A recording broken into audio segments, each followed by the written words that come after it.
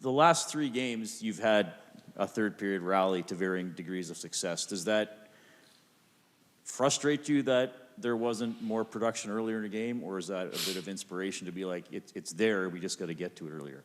Well, third period's the most important period, and if you're going to have a strong period, you want, as a coach, to see your players perform in that period. But you can't win many games if it's just the third period. So one, I do like that we have had strong performances at the end of the games, but we need to be able to put together closer to a 60-minute game. And, there's always going to be times where the other team's going to have a push. You're not going to be able to dominate for 60 minutes. It rarely happens just because every team's so good. But we need to find ways to have more of a push for the 60 minutes. With Darnell Nurse and Evan Bouchard together, we don't necessarily see a lot of that, season after season, but is it something that's worth investing a little bit of time into to see if it can work maybe a little better than it has in the past? They obviously had one good game together here, but what's your view on those guys together? Right now, I think it's important that we switched up our D pairs and had guys playing just with different partners. I just think with the way everyone's game is at right now, that we felt that some kind of switch had to be made. Whether this is a long-term or short-term thing, we'll find out. There was a good step with that top pair the other night with Darnell and Bouch.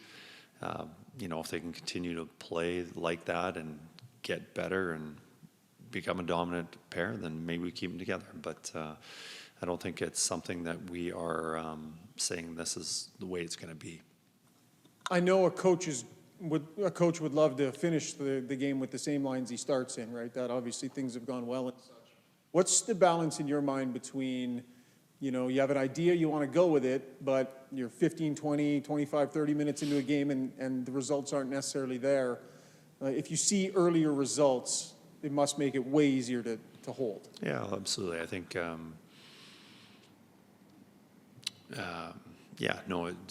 we don't want to be switching up the lines. And if you have a lineup and it goes well, then we're not switching it unless it's maybe more defensive responsibilities, more of a matchup or something like that. But, I like where everyone is slotted right now.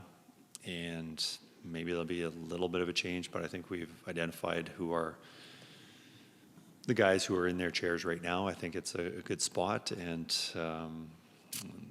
we're playing a good team tonight, and hopefully we can have a strong game where we're not switching up the lines.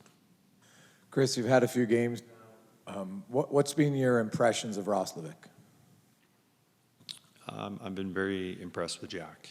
Coming here, he knew it was going to be a bit of a slow start. No training camp, no exhibition games, and now just joining our team. I think he's coming in and, pretty quiet the first 2 games, which was expected just because he hadn't had all that playing time, exhibition. But he's got better and better every game, and now he's very, I wouldn't say dominant, but he's a very strong player for us, doing a lot of things that are important.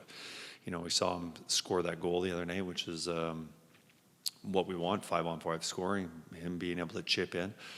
But making so many other plays, like just being able to carry the puck in the offensive zone so we don't have to chip and chase and try and establish a forecheck. He has the skill and the speed to be able to, carry the puck in and set up some offense for us. So I've been very happy with his play, and I assume that it'll just continue to get stronger. It looked like you had Savoy with Frederic and Henrique.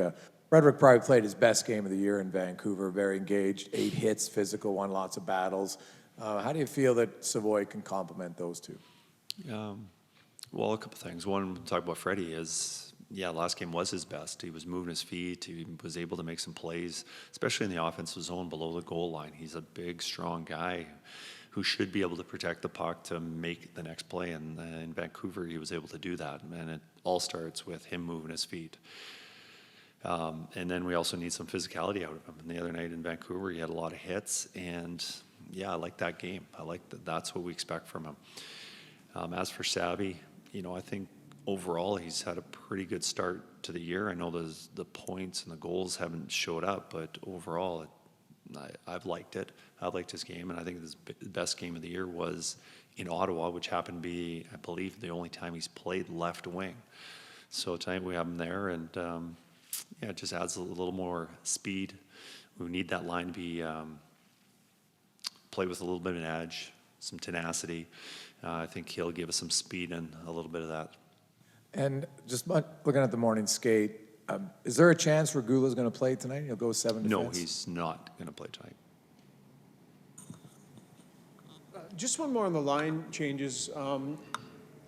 When you've been looking for it here for 10 games or so and moving things around a fair amount, how much this early in the season can you rely on analytics or deeper numbers that you might mid-season? Like, is there enough of a body of work in the early going No, form here, or does it feel? No, I would say the analytics, you would have to get at least 50 minutes of playing time as a line to just really determine that's a good mix.